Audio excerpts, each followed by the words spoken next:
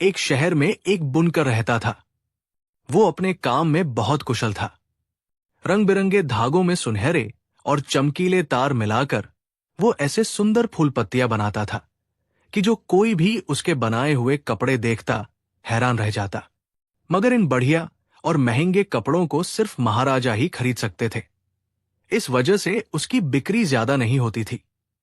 उसे हमेशा पैसों की कमी रहा करती थी। उसका जैसे तैसे गुजारा हो ही जाता था।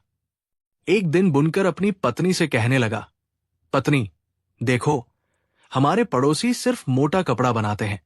ये लोग काम में भी इतने होशियार नहीं, फिर भी इनकी आमदनी मुझसे चौगुनी है। इस गांव में कोई मेरे जैसा कारीगर है ही नहीं। इसलिए मैं तो विदेश में जाकर अपनी किस्मत आजमाने के लिए सोच रहा हूं। शेर भूखा मर जाता है मगर घास नहीं खाता। मैं कारीगर बुनकर हूं। आम बुनकर की तरह मोटा झूठ कपड़ा तो बनाने से रहा। पत्नी कहने लगी, देखो, मेरी बात सुनो, विदेश जाकर भी कुछ नहीं बनेगा। जब अपने दिन अच्छे आएंगे तो काम बनने में देर नहीं लगेगी। विदेश जाकर क्या करोगे? मैं तो कहती हूं, यही रहो। बुनकर उसकी बात सुनकर बोला, तुम आलस्य की बातें करती हो। बिना मेहनत के तो कोई फल नहीं मिलता। खाने से भरी हुई थाली चाहे सामने रखी रहे, जब तक कोई हाथ से उठाकर मुंह में नहीं डालेगा, भोजन पेट में ना जाएगा। कभी तुमने आज तक सुना है? अरे, शेर को तो खुद हिरण का शिकार करना पड़ता है। मेरी राय में तो हर इंसान को कोशिश करनी चाहिए।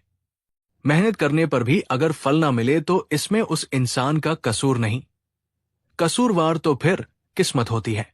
इस तरह अपनी पत्नी को समझा बुझाकर वो बुनकर एक बड़े शहर में पैसा कमाने के इरादे से चला गया।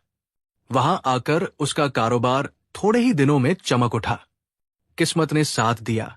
उसके बनाए हुए कपड़ों की सेठों, साहूकारों और राजाओं महाराजाओं में खूब खपत हुई।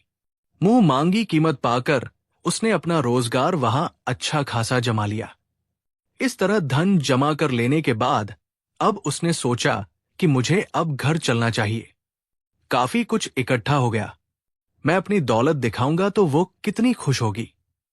फिर मैं उसे अपनी विदाई के वक्त की बात याद दिलाऊंगा और कहूंगा कि अगर मैं तेरी बातों में आ जाता और तेरे कहने पर विदेश ना जाता तो इतनी दौलत इस गांव में बैठे रहने से मुझे किस तरह मिलती। इसी तरह योजनाएं बनाता हुआ वो अपने गांव की तरफ चल दिया। रास्ते में उसे एक जंगल में रात पड़ गई। चोरों, डाकुओं और जंगली जानवरों के डर से वो एक पुराने बरगद पर चढ़ गया। सफर से थकाहारा तो था ही, तने का सहारा लेकर थोड़ी ही देर में सो भी गया। रात को सपने में उसे दो स्त्रियां दिखाई दी। उनमें से एक थी कर्म की देवी और दूसरी किस्मत की देवी। किस्मत की देवी कर्म की देवी से कहने लगी, कर्म की देवी, तुम्हें तो मालूम है कि इस बुनकर के भाग्य में सिर्फ रोटी कपड़े का सुख लिखा है, फिर भला तुमने इसे उठाकर सोने की 300 मोहरें क्यों दे दी? कर्म की देवी बोली, ऐ किस्मत की देवी, मेरा काम तो मेहनत करने वालों को उनकी मेहनत का फल देना है। जो कोशिश करेगा उसे उसका फल मिलना ही चाहिए। अब आगे आप जैसा उचित समझो। आप तो किस्मत की देवी हैं। कर्म की देवी और किस्मत की देवी की ये बातें सुनकर बुनकर घबराकर उठ बैठा। मगर जब उसने अपनी थैली खोली तो उसमें फूटी कौड़ी भी नहीं थी। ये देखकर बुनकर अफसोस करने लगा और कहने लगा, अरे, इतनी मुश्किलों से पैसा कमाया था और अब उसे जाते हुए एक पल भी नहीं लगा। भला खाली हाथ अब गांव जाकर अपनी पत्नी और दोस्तों को किस तरह मुंह दिखाऊंगा। ये सोचकर उसने रात जैसे तैसे वही गुजारी और फिर उसी शहर में वापस आ गया। और फिर एक ही बरस में उसने दुगुनी मेहनत से 5000 मोहरें कमाकर फिर जमा कर ली। और वो फिर अपने गांव की तरफ दूसरे रास्ते से चल दिया कि पुराने रास्ते पर तो मेरी मोहरें जाती नहीं, अब दूसरा रास्ता चुनूं। लेकिन ऐसा हुआ कि सूरज डूबने पर वो उसी बरगद के पेड़ के पास आकर पहुंच गया। ये देखकर बुनकर बहुत परेशान हुआ कि अरे देखो, लाख कोशिश की मगर होनी वही ले जाकर छोड़ती है जहां कुछ होने वाला होता है। ये दूसरा रास्ता भी आकर इसी चौराहे से मिल गया और वो भटकता हुआ फिर इसी जंगल में आ पड़ा। उसने अपने मन में कहा, मालूम होता है कि आज की रात भी इसी अशुभ बरगद के पेड़ पर गुजारनी पड़ेगी। रात को आंख लगने पर फिर सपने में बुनकर को किस्मत और कर्म की देवी दिखाई दी। उस दिन की तरह फिर किस्मत की देवी ने कर्म की देवी से शिकायत की, इस बुनकर को तुमने इतनी दौलत क्यों दे दी? इसकी किस्मत में तो सिर्फ रोटी पड़ा लिखा है। कर्म की देवी ने जवाब दिया, इंसान को उसकी मेहनत और उसके कर्म का फल देना मेरा फर्ज है। वो फल का फायदा उठा सकेगा या नहीं, ये तुम्हारी मर्जी पर है, बहन किस्मत की देवी। घबराकर उसने आंख खोली तो उसने देखा कि उसकी थैली बेचारे की फिर खाली पड़ी है। उसने अपना सर पीट लिया। दूसरी बार फिर अपना सब कुछ खोकर उसे बड़ी निराशा हुई। सोचने लगा, दौलत के बिना तो इस दुनिया में जीना ही बेकार है।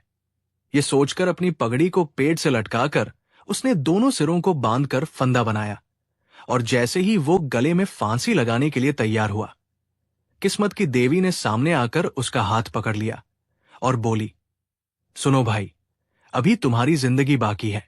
तुम आत्महत्या करने की कोशिश ना करो, अपने घर जाओ, मगर मैं तुम्हें वरदान देती हूं कि जो कुछ तुम मांगोगे मिलेगा। बोलो, तुम्हें क्या चाहिए? बुनकर ने कहा, अरे अगर ऐसी बात है तो आप मुझे दौलतमंद बना दे। ये सुनकर किस्मत की देवी बोली, मगर तुम दौलत लेकर भी क्या करोगे? दौलत का इस्तेमाल तो तुम्हारे भाग्य में लिखा ही नहीं। बुनकर बोला, इसके बावजूद भी मुझे दौलत चाहिए, बस मुझे दौलत दीजिए। इस दुनिया में कितने ऐसे अमीर लोग हैं जो अपनी सेहत की खराबी या कंजूसी के कारण खुद अपनी दौलत का इस्तेमाल करने के काबिल नहीं, मगर अमीर होने की वजह से समाज में उनकी इज्जत है। भाई बंधु उन्हें घेरे रहते हैं, लोग उनके कसूर और गलतियां भी माफ कर देते हैं और उनके मुंह पर नुक्ताचीनी करने की हिम्मत नहीं करते। दौलतमंद आदमी की क्या बात है, मेरे भाग्य में दौलत का सुख नहीं होगा तो कोई बात नहीं, मगर मैं दौलतमंद तो कहलाना चाहता हूं। किस्मत की देवी ने यह सुनकर कहा, अगर ऐसी बात है तो तुम शहर को वापस चले जाओ। वहां तुम्हें एक व्यापारी के 2 बेटे मिलेंगे।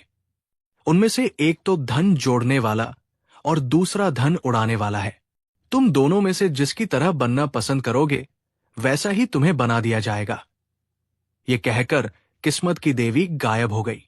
अब वो बुनकर शहर में आकर धन जोड़ने वाले का पता पूछता पूछता एक गली में आया।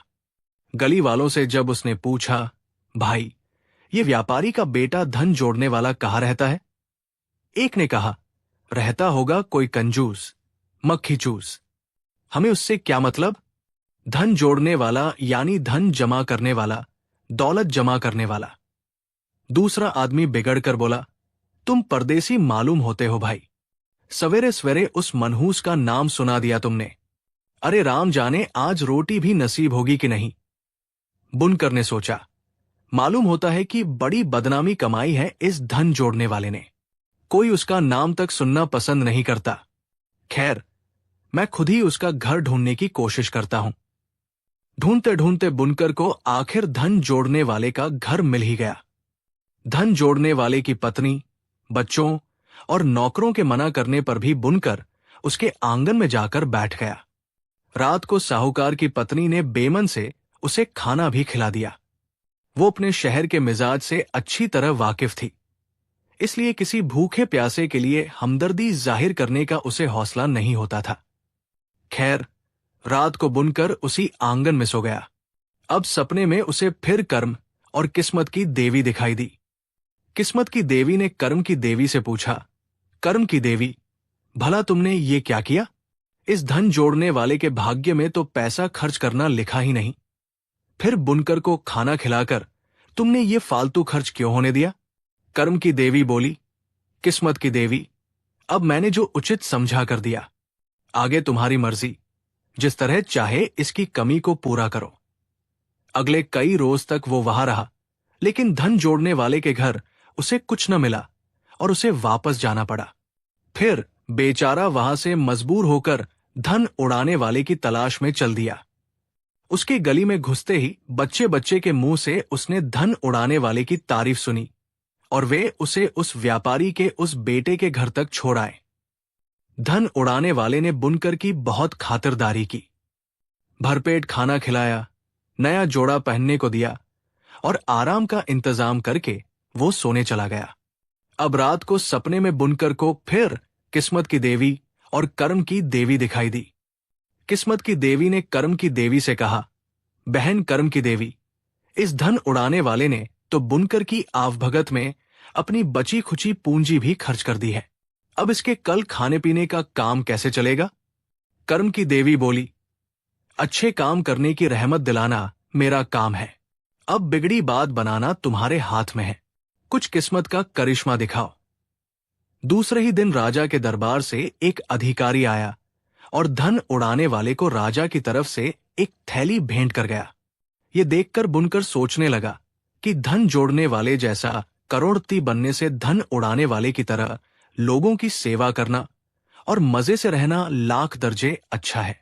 जिस दौलतमंद की दौलत किसी के काम न आए, उसे तो गरीब रहना अच्छा। ये सोचकर उसने किस्मत की देवी से कहा, आप मुझे धन उड़ाने वाले जैसा दौलतमंद बना दे तो अच्छा है। मुझे धन जोड़ने वाले की जिंदगी में कोई फायदा नजर नहीं आता।